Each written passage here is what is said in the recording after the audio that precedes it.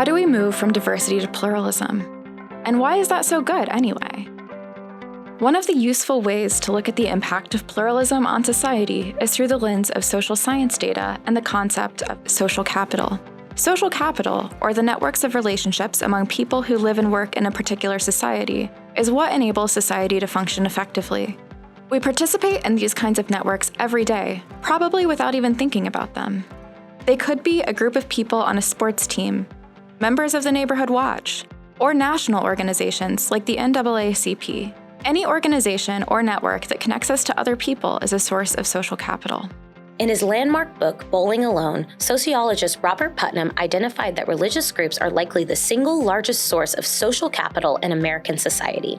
Religious communities are churches, synagogues, mosques, temples, gurudwaras, and other religiously affiliated groups are where many volunteer time and services to others, donate money to people and causes, develop and practice new civic skills, and find new communities of interest. These are one critical source of social capital. But anything where you join with others to do a common activity, share a common goal, or further a common value is an important source of social capital in your community. In his subsequent book, Better Together, Putnam distinguishes between two forms of social capital in diverse societies such as the United States: bonded social capital and bridged social capital. Bonded social capital is inward-focused and frequently associated with a tight-knit identity group that gathers regularly.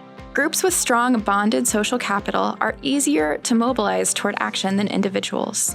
For example, if members from a particular synagogue get together every Saturday for services and every Wednesday for Torah study, they would be easier to mobilize for a community house-building project because they have already forged close ties with one another and with their community as a whole. Bridge social capital is outward-facing and involves working together across lines of difference. Maybe that same synagogue group works on the house-building project alongside the local Baha'i community, a Filipino cultural dance group, a county political party, or the YMCA. After a couple of these house projects, it would be easier for a YMCA member to reach out to her neighbor in those dance or politics groups for assistance in other projects, maybe support for local legislation or school reform. Bonded social capital can often lead to bridge social capital in this way, strengthening a community against conflict and division.